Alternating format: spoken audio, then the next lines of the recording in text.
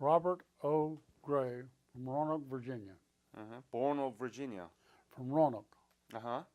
I was born in Virginia, Uh-huh. raised in Virginia. And God, I reckon I'm going to stay there. You like it? Like it better than any place I've ever been. What is your birthday? July 21st, 1931. Tell me about your family when you were growing up. Parents and your siblings? Well, I had two brothers and a sister. Actually, there was one before me, for a third brother, but died before I was born. So I was raised up with two brothers and a sister. And you are the eldest? Or? No, I'm the baby. Oh, okay. Can you say if I'm a baby, man?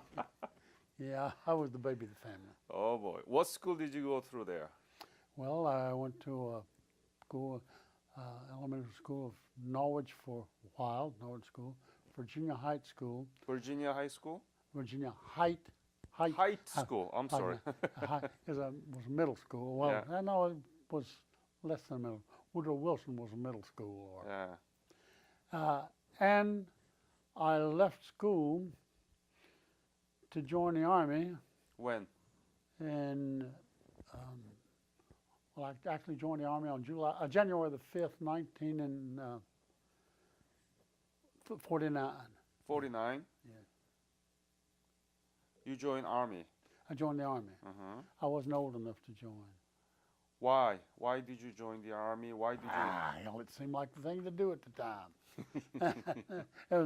But at 17, I lied and told them I was 18 and joined the Army. Paid dearly for that lie. Who signed the paper? Nobody signed. I will tell you the story how I got to do this without somebody signing. A friend told me, he said, as I went in to see the recruiting officer, he said, I wasn't old enough.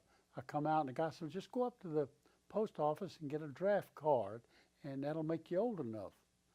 I says, but how do you get a draft card? You got to, he said, oh no, you don't need a birth certificate to get a draft card. Just go up there and tell them. So I go up there and the lady said, yeah, I said, I'm here to register for the draft. She said, how old are you? And I knew I was supposed to be 18, so I said 18. I wasn't. She said, she threw me a curve. She said, when's your date of birth? Well, I didn't even know what the day was. And I said, today? She said, oh, you're 5th of January. You're right on time. She said, you have 30 days. I said, I know, but I figure you better go ahead and get it done if you got to. Yeah, that's a good idea. So she typed me out a draft card. I go back down to the same recruiting sergeant that had turned me down. He took it, and the rest was history. Where did you go to receive the basic military training? Oh, it was called Camp Pickett, Virginia at the time, but they later changed it to Fort Pickett, but it was Camp Pickett when I went. Blacksburg, Virginia. Blackstone, Virginia. Okay, what was your specialty and what was your unit? Of course, taken basic training was all the same, but the first outfit I was in was 17th Airborne, and they were taking training in that. And when I was sent overseas, I was put into an infantry battalion, the battalion of the 19th Regiment, and I was assigned to Dog Company, which is heavy weapons company, and I was a machine gunner on a water-cooled 30 caliber machine gun. What division is this? 24th Division. 24th Division, 19th Regiment. When did you leave for Japan? When did I leave for Japan? I don't recall the exact date that I left for Japan, but it was around April Fool's Day that I got to Japan, around 1st of April. Did you know anything about Asia at the time? I don't know whether you want to hear what I knew about them, the Asians at the time. All I knew was what John Wayne let me learn out of the movies, something that they were all slant-eyed, very rough, mean, terrible people. Oh, that's But what you knew. That's about all I knew about them. What the hell does a 17-year-old know about world? But when I got there, I found it to be much different. How? Well, they were just like me. They weren't any different. Mm-hmm. You say something funny or tickle them, they laughed. You stomped on their toes and they bitched. Same thing I'd do. So there wasn't really any more different than I was. How did you like the life in Japan? Oh, I loved it in Japan.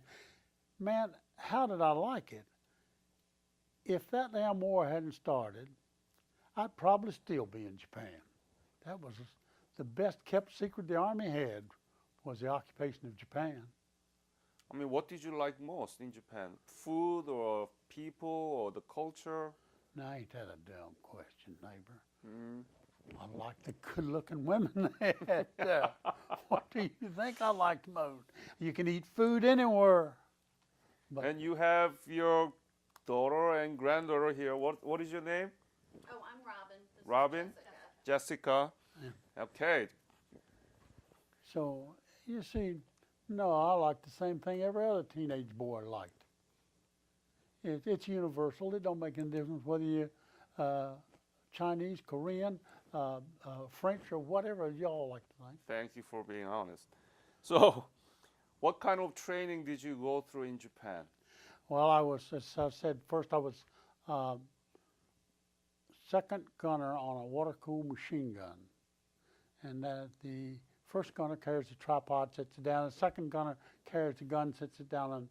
But I had a good man to learn under because he was at Schofield Barracks when the Japanese attacked Pearl Harbor. So he went through the Second World War, and when I went to Japan, I was sent to the same platoon he was in, which made it good and bad for me. He knew all the tricks, and I was ready to learn some of them. But after that, I was sent to radio school in the island of Itajima, and I come back to my outfit after 6 months schooling, and they put me in headquarters company in communications as repair of radio equipment, which turned out to be favorable for me. How much did you receive at the time, monthly? $72 a month. What did you do with that money? Well, some of it I sent home. Ah, nice. Some of it, very little of it, wasted because, you see, I didn't smoke, and we could buy a carton of cigarettes a week Right. when I first went there, and then we got more.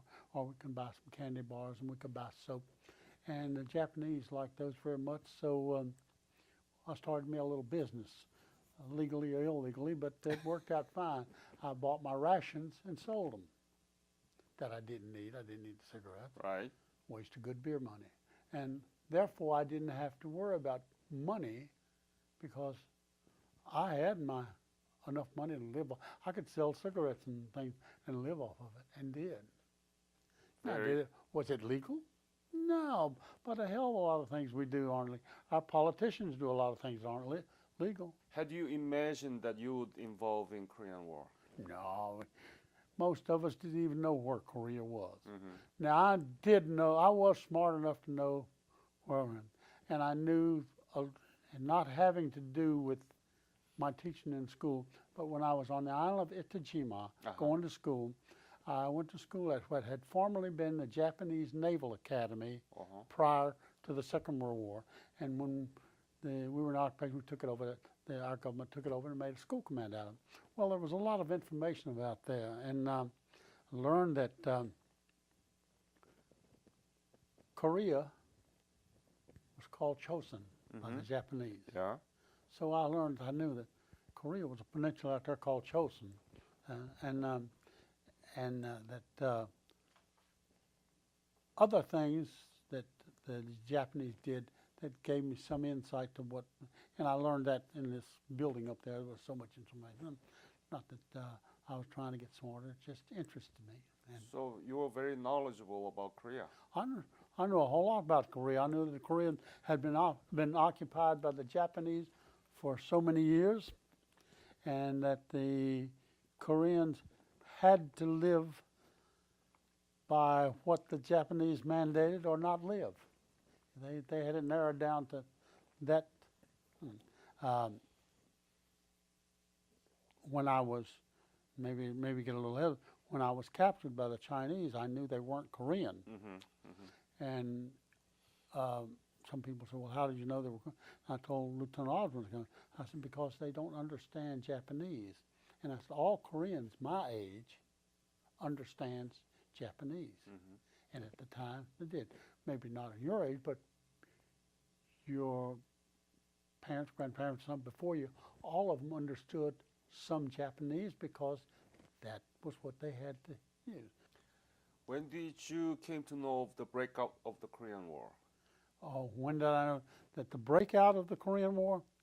I was at Camp McGill Cavalry Base up near Tokyo, Yokosuka, taking amphib training when it actually, and we were pulled out and sent back to Beppu to go to Korea. And the first person that told me that I was going to Korea, or my outfit, because she looked at my pattern and she said, "You're no horse cavalry soldier." I said, "No, infantry soldier." She said, "Soon you go to Chosan." I said, "No, Japanese girl." And I said, "No, I ain't going no damn Chosan. They're starting to fight over there. I got war." Yes, she said, "Soon you go to Chosan." Well, she was right. The next morning they were pulling us out, sending us down to ship us to Korea. That's how I found out that we were going. And of course, we got a pep talk. Don't worry about it. It's a few high-spirited young kids, got some old obsolete weapons, but as soon as they see us Americans, they're going to run. Well, they did, right over top of us. But I believe that our higher authority thought. Now, I didn't at the time, but I later come to believe that they felt that all they had to do was put American troops ashore in Korea, and the North Koreans were going to run right back to North Korea. And, you know, sensibly, you'd have thought that that would be true, because with less than 5 years prior to that, the United States and their allies had defeated the strongest armies the world had ever known. And here we were going in against a little ragtail army of North Korea, so they said. Well, I found out that the army wasn't very large as compared to armies of today, but the ones they had were very well trained. You hold a canteen cup out and give them 3 rounds with mortars, they'd put one in the cup for you. They were that good, but they were well trained. They knew where they was going. They knew what they were doing, and we were just a massed group of young, very young, like myself. We weren't very well trained. We weren't very well equipped, and we weren't very well led. But the authorities thought all we got to do is, they see us, that'll save South Korea because they'll just go back. It didn't work that way. And so we were pushed, I was the troops that I was with, we was pushed all the way back to the Pusan perimeter. So when do you remember the date that you left for Korea from Japan? That I left Korea from Japan. It was about, and I may miss this a day or something, but it was around the 4th of July. Because I knew I was supposed to be off the 4th of July. It might have been the 3rd, but it was probably then. So you arrived in Busan, right? We arrived in Busan by LST. We got off that. They put us on trains and sent us north to, well, I went all the way north to Daejeon. And that's just north of Daejeon. Colonel Smith's, Task Force Smith, had been hit near Osan. And we were put into line there right below them, and we were supposed to hold the Coom River. They had hoped that we would hold it until the 20th. I have a book upstairs that says we lost it on the 12th, 14th. That's not correct. We lost it on the 16th when we were all finally moved out, even though these people who are so smart are writing these books have it down differently, but it could be time gaps that message of that. But on the 16th of July, the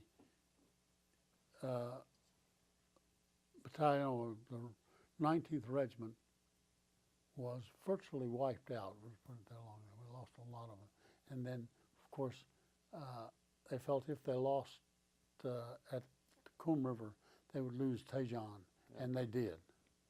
And that was on about the 20th that they lost Daejeon, about the 20th of July, because I had a birthday coming up that I didn't think I'd ever live to see, and but I got out at Tejon, and where Dean got captured, I got out, and we moved on south until finally we stopped them somewhere around in the Pusan perimeter, Taegu, and around down the Mason front. Mm-hmm. I stayed there until I was until we decided, or our authorities decided that we were going to break out. The Marines had been pulled around. They landed in Shan. We broke out across the Naktong River and headed north. Well, I didn't quite make that. I got hit that day, and they sent me to the hospital, of which I lied. The rumors were that the war was over after it broke out. The Marines up there, it's all over. We're going back to Japan, our outfit, and if you are sent back to the hospital, you'll end up in a different outfit. Well, everybody there was a lot wanted to go back to Beppu as they had left. And so I and a couple of us got on a vehicle back to duty, Mm-hmm. and my wounds weren't healed at the time, and neither the other guys. But we got on this. They would tell you that the trucks going back to duty, it was easy to get on. The ones being evacuated by ambulance, it wasn't so easy to get in them. But I got back up to my outfit. I found out Where? I don't know where it was at the time Mm-hmm. when I caught up with it. I don't know, but I know that the next day, Which is? which was, I don't know, probably in October sometime or less. But we caught up with them, and I went into Seoul with our troops, but I didn't know much about where we was at the time, and continued on because it's so easy going at the time. And I continued on up to north of Pyongyang, Mm-hmm. and a little town of Anji, A-N-J-I or A-N-J-U, and I was taken there, the Chinese, and I was read an order just before, and the guy that read me the order, Lieutenant Osborne, was captured with him, and it stated that we were not supposed to gather, when we reached the Yalu River, we were not supposed to gather on the river in groups of more than 3 or 4. We were not to bathe, wash clothes in, or whatever, in the Yalu River there, across from China. And if fired on, I did say this, Lieutenant Osborne said just before he read this part, he said, I'm going to tell you one damn thing. I got to read this to you. He said, but if either one of you shoot at me, I'm going to shoot back at you. The letter said, if fired on by Chinese troops, not to return the fire. Well, next day, it was just shortly, we were prisoners of war of the Chinese. What day was it? Well, I was captured on November the 4th, 1950. Where? Around Pyongyang? No, I was captured north of Pyongyang, Pyongyang, at this little town of Anji or Anju, A-N-J-U. Anju. Yeah, that's where I was taken. And then we were marched back to Pyeongtaung, up to the mountains first, not directly back to this little town along the Yalu River, but up through the mountains and back down. And we marched into Pyeongtaung finally, and that was in November. I don't know what date, but we got in there, and after the first night, the Air Force bombed and strafed the town, and they moved us out back into the mountains for about a month, and then they brought us back to Pyeongtaung, and that's where the first camp was, and I was in that for a while, and later on, they took a small group of us and transferred us from there to what they call the reactionary camp. Which is Apex? Reactionary camp? They call us, they listed us as reactionaries, troublemakers for the good students. Now, it wasn't that we were like somebody like Rambo, the movie. We weren't real troublemakers. We just didn't agree with what they were trying, this so-called brainwashing. Yeah. You're familiar with the term brainwashing. Indoctrination. Yeah. Well, we just didn't go along with that Right. term. And if they come up with something, we would counter with, we disagreed, whatever it was. Didn't make any difference what they told us. We still disagreed Right. with them. Have you talked to your family about these things? Oh, I've talked to several of them several times. You are maybe exceptional. Not, maybe not in. Many of the Korean War veterans, they never talk about Yeah, their and that was stories their to problem. their family. That was their problem. Not talking about things, not discussing things. Why do you think that they didn't talk about? They didn't want to talk. Well, I can tell you why many of them didn't talk about it. Why? Tell me. In my opinion now. Uh-huh. Everything I state is my opinion, not necessarily. Yeah. Many of them were not happy with how they conducted themselves as prisoners of war. Mm. And they wanted to leave it Uh-huh. there. Well, I can say that I was satisfied with the way that I tried to conduct myself, and some others like, and I was not ashamed to discuss. But I firmly believe that's why many of them that did not want to done, because they done things that they really didn't approve of. Yeah. When were you released? I was released August the 30th, 1953. And I left Korea September the 2nd, 1959. And they sent me back by ship. And that was all right. Didn't bother me too much. Tell me about the typical day in the camp. Well, typical day. We were aroused early in the morning. Mm-hmm. What time? Well, I have no way of telling time, but 6, 7. usually the day consisted of from daylight till dark, Okay. because there's no No artificial light, lights on it. right. Usually consisted of now, in the camps where they, not in the reactionary camp, but in the other camp, they had what they call study periods a lot. Uh-huh. And we reactionary didn't study too well, so that's one of the things that got us. But with us in this so-called reactionary camp, they worked us a lot.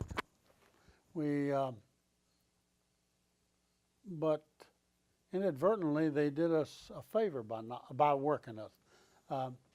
Give us a chance to steal food, because we'd go out in the countryside and we might carry wood or carry If you logs. join the study group, if you join the study group, they give kind of breaks. Well, if you actually were one of the study group, their treatment was much different. You might have gotten better food. I don't know, Right. but you got better treatment on it. If you were in the work, or if you were in the so-called reactionary group, you didn't get fed as well. Right. They really, really weren't abusive to you by this late in the game. They just took these so-called and they put you in this group so they didn't have to deal much with you. Yeah. They didn't. They want to talk. isolate them. Yeah, they just isolated you from other POWs, and they didn't waste their time of trying to indoctrinate you with their philosophy, because they knew it was a waste of time. You either were smart enough not to accept it, or you're so damn dumb you couldn't accept it. I think I fell in the latter category, but that was all right. But that was much the way it was. Mm-hmm. What did they actually trying to teach? What was their main propaganda? They would take certain things and they would, such as the discrimination, the difference between the white and the black, and say that the capitalist would do this or that for them, and they try to always keep the blacks down, which would create a little friction between the blacks and white. And even the blacks who didn't go along with that was sent to the reactionary camp, that they did it. But they try to teach you all they Bad things about America. Of course, now what they would do, they would usually start with the truth. That there was discrimination in the United States. And to deny it would be lying, stupid. There was such thing. Yeah. But they would start with the truth, but slowly they would bend it to suit their purposes. And it is true, if you start to agree with somebody, you really think, well, they're a politician, for instance. You start to agree, man, he's really a good politician. And then it starts to turn out that he does a lot of bad things. It's hard for you to erase the fact that you did like. So if they could get you thinking their way just a little with some of the things, they would work on it more. And being virtually illiterate, as most infantry soldiers were, because you didn't have to be real smart to learn how to pull a trigger. It may have to take a while to teach you which direction to point it in, but so you didn't understand, and you had very little leadership. Your officers had been separated from you, and in many cases they wouldn't give you support. Your non-coms didn't know much more about how to handle the situation you needed, so you got very little. And the enlisted man, the corporal, the private, had very little to go on. He had to learn by trial and error. It took a while for you to learn how to manipulate them when they were trying to manipulate you. But you could learn it after a while. And then you also learned just how far you could push your disagreement with them before they got rough. So you pushed it up to the limit. Exactly as you did, and don't tell me you didn't, because I know you did, as all of us children do to our parents. We know just how long or how far we can push our parents into something that they didn't really want to agree with, but they'll allow it for a certain length of time, and then the hammer comes down on it, and mom and daddy they let you know where the Katie hit the wood. Well, the same way with them. Yeah. Were there any tension between those who were in the study group and kind of collaboration and those who refused to do so? Yes. Were there tension? Yes. Tell me about it. Well, you knew who some of them was. You knew most of them. And you didn't care to associate with them. You get in arguments with them. And there was one of them, and he was one of them that stayed over there, Albert C. Belhomme. He was from Belgium, but he was an American. He had been a prisoner of the Germans as a kid, liberated by the Russians, but he come to this country, and Albert C. Belhomme, there was, as we call him, one of the comrades, and good student of him. He and I got in an argument one day over this political philosophy, and we come to blows. We fist fought. Well, I got to say this, even though Albert C. Belhomme was one of the communists and stayed over there, he probably saved my life that day. How? Because when the Chinese wanted to know if it was some political something, he said, no, we just got into an argument. Said, we Americans do that sometimes. Hell, it's a disagreement. It's all settled now. Well, I never did like the way he was or what he was doing, but I thought that was pretty damn decent of him and handling it the way he did. So even today, I have to say that's good for. But it was a lot of times people had friction of thinking this guy was treated so much better, probably was, than one didn't. And there was this business of not knowing who was. And you very seldom hear a Korean former POW use the word comrade. Yeah. You very seldom, he may call him a friend, but he won't call him. And whenever we hear the word, even with the American Legion, I go there and somebody stands, Comrade Gray. Don't call me no damn comrade. I don't want to hear it. Well, that's the way we would. And we refer to comrades as being one of the good students, as they call it. Chinese call them good students. Good students that they went along with whatever. Now, did all of them believe it? No. No. But they wanted the advantages that it gave them. Right. But then the difficult part of that was you didn't know if you did that, you didn't know when you could stop. You didn't know when can I erase that and I no longer believe. Because That's if a you good do it long question. enough, you become believing in it.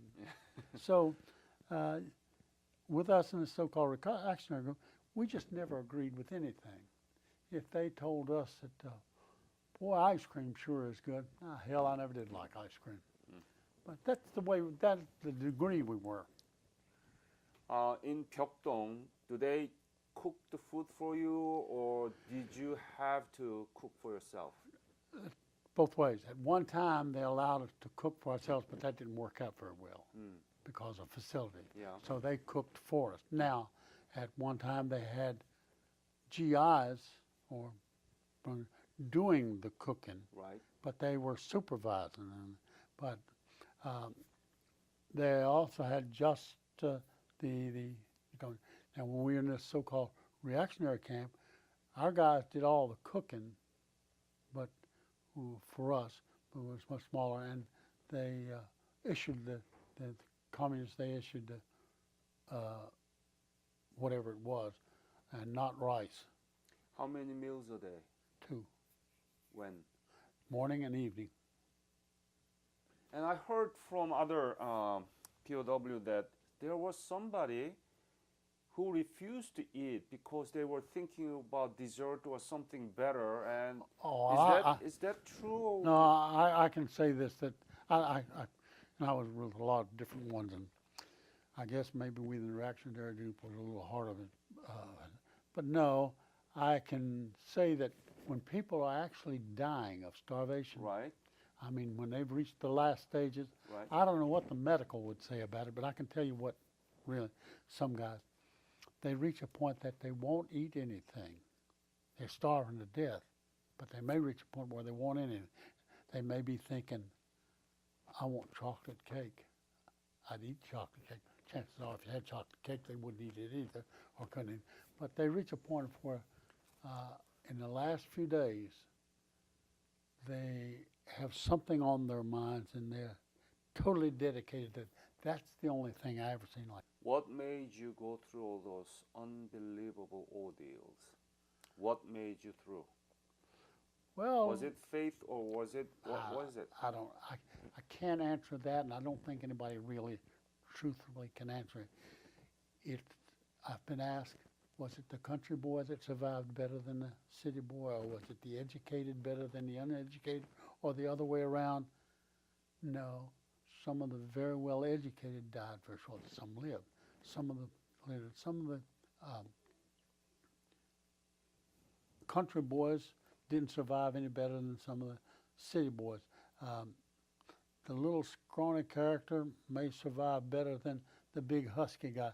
You've seen a guy just a month after he was a prisoner of war, and he's just a little skinny, scrawny up thing. You'd say, hell, he'd be dead next month. 3 years later, he was still living. And many times I didn't know a straight answer about certain things. You don't know what you're going to do. I know you can say what you're going to do, and you can believe what you're going to do, but it don't necessarily mean that's the way you're going to react at it. At a given moment, at a given time, you don't know. You always got to figure that life is like a baseball game. You step up at the plate, you take 3 healthy swings. You may strike out, but unless you swing that bat, you're not going to get a hit. Right. That's the only chance you got to getting a hit is swing the ball. Or you could say life is like a poker game. You get dealt, each person gets dealt so many cards.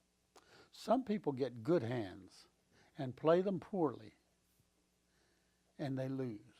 Some people get bad hands, but they play them very wisely, and they win.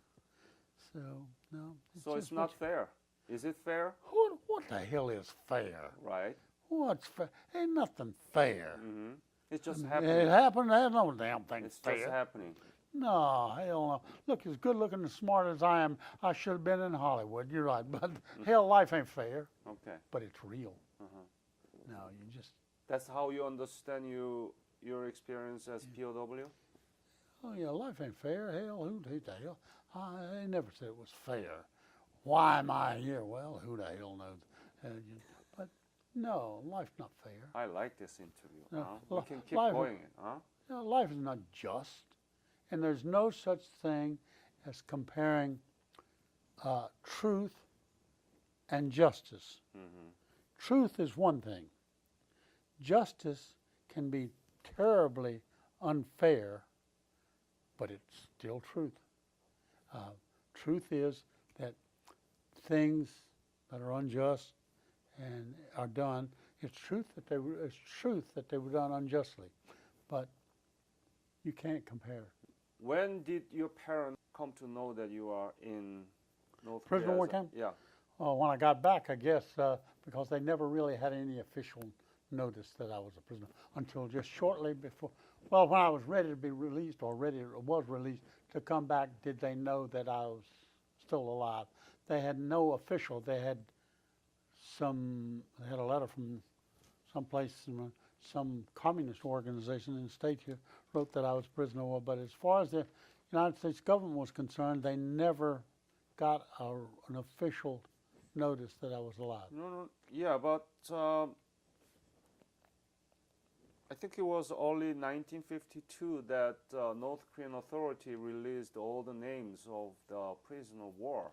Well, see, that's what. But the letters my folks got was that it was a possibility that I was a prisoner of war, Possibility. but they could not be Can be somebody sure else. because there was no official report of it. So, no, they didn't know until I got back. What did it say to you when you returned to them? Well, Do you remember the day? yeah, I remember it very, very well. My dad was working. Dad worked for the railroad company when I come home. I didn't come home with any fanfare of bands or anything. I come home, I got off the train, I walked over to where the bus would go to take me, from city bus. I asked a guy, I said, when's the next bus run going to Norwich? And he said, oh, you just missed one. So there he goes, it'll be 30 minutes. I said, okay. So I go home, I go up to Fink's Jewelers. I'm going to go home. This is the place I'd worked as a kid. And Mr. Fink, a very wealthy man, wanted to know how long I'd been home. And I said, I haven't been home yet. I said, I just got off the train. He said, what are you doing in here to see me before you go see your mother?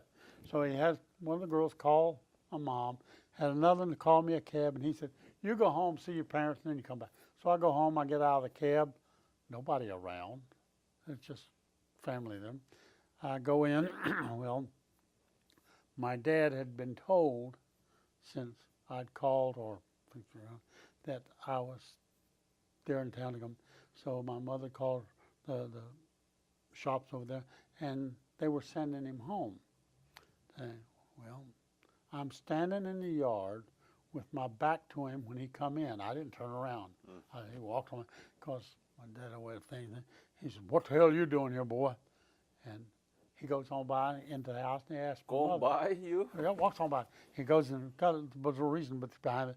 He goes inside and he asks my mother, said, where's Robert? She said, you just passed him in the yard. He said, oh hell, I thought that was Jim. See, I had a brother named James, and we did look a lot alike. And hell, well, he hadn't seen me for 5 years, so I could look like anything. And that's how I got home. But no big to do about it, nothing about it, just there. Have you been back to Korea? Went back to Korea in 1998. Many of the prisoner of war didn't want to go back to Korea. Why did you decide to go? I don't know. Well, man, something's got me on. When something's over, it's over. I was once at a symposium with at the VMI with about the Korean War, and there was 5 people from communist China there. One of them had been in the Chinese army. Well, not that I ever knew him or anything, because I did. But he and I had lunch one day together while we were there for this thing. and the others there. And this young girl she asked me, she said, could I, for this big dinner we had there for showing off everywhere, she said, could I sit at your table? And I said, well, they're not my table. They belong to VMI. I said, you sit where you want to. So after a while, she said, you really have no animosity towards us, do you? I said, honey, you wasn't even born when I was there. Why the hell should I have anything against you? And I said, I learned a long time ago that hate only hurts those who do the hating. Yep. And hell, I had no hatred for them people, and they were doing a job just like I was doing. They didn't want to be there any more than I wanted to be there. And now, maybe there's a few fanatics on our side that wanted to be there. Maybe there's a few fanatics on their side. But they were the exception, not the rule. I was so surprised at the progress that they had made over the years. And I spoke several times on their television, national television, their whatever, out of Borneo. And I spoke to a number of very successful business persons there and things. And I told them that I was surprised to see the progress that they'd made over the years. Hell, when I was here the first time, you couldn't get a clean cup of water no matter how hard you tried. So now it's everywhere. And I also told them in this, too, that in speaking to them, all of you people in here, and I was speaking to an interpreter, to all of you people here are very successful in life, and that's good. There's nothing wrong with it. Come from hardware. I said, but you can never forget that it was a lot of young people that never got a chance to know whether they would be successful or failures. They died too young, giving you this chance to become successful, wealthy, whatever. But these young people, they died never having given birth or had the fathers of children. They don't know whether they would have raised good children or bad children or what it was like to raise children. They died for your opportunity in today's world. And I tell you, by the time I finished my speech, and it wasn't written, and it's spoken, I didn't have a dry eye in the house. And I meant it to be that way. God, they did owe those. Not they owed them dollars and cents. They owed them that honor that those people earned in providing this security or opportunity or chance. And people, as I walked down the street there were several people in the village that recognized me from seeing them on the TV there. Of course, I couldn't speak their language. They couldn't speak mine, but we knew each other, or they knew me. And they were very nice. I really enjoyed my trip. The only thing that I regretted about it was I was up there on Seoul and that area. Then we went out to see some of the things in the mountains there and some of the shrines. But I would have loved to have gone back to Daegu. Daegu. Yeah. Why Daegu? Daejeon, Daegu. But I would like, because that's where the whole thing changed, and we pushed out and went back north. But Daegu was my turning point there. But I was real proud of the fact that the way that I was pleased. I'm Robin Lehman. And I am Robert Gray's daughter. Doro. And I'm Jessica Dent, and I'm Robert Gray's granddaughter. why are you here? Because we didn't trust him to come by himself. Let's I think see. there was like 9. It was Yeah, 9. 9. What were you thinking when you hearing from him about his life at the camp, 5 Byeokdong? What were you thinking? Well, are you talking about today? Yeah, today. Oh, honestly, I'll level with you. He said he tells these stories. These are all stories I've heard. And usually he is telling them to us. There's some sort of a context. It's a lesson learned. Right. None of it was really new today. So I don't think I had it. What do you expect out of this last reunion? The only thing, I didn't really expect anything. Uh-huh. I just knew that I wanted him to have this opportunity. And if we didn't come with him, he wouldn't have been able to come alone because just traveling, getting on airplanes. It's very difficult. Right. And I thought, you know, we owed it to him. I really appreciate the opportunity to sit down and talk to anybody who is genuinely interested in one. They call it the forgotten war. Mm-hmm. But it may be forgotten to a lot of people, but it certainly is not forgotten to those who participated in it. Thank you so much again.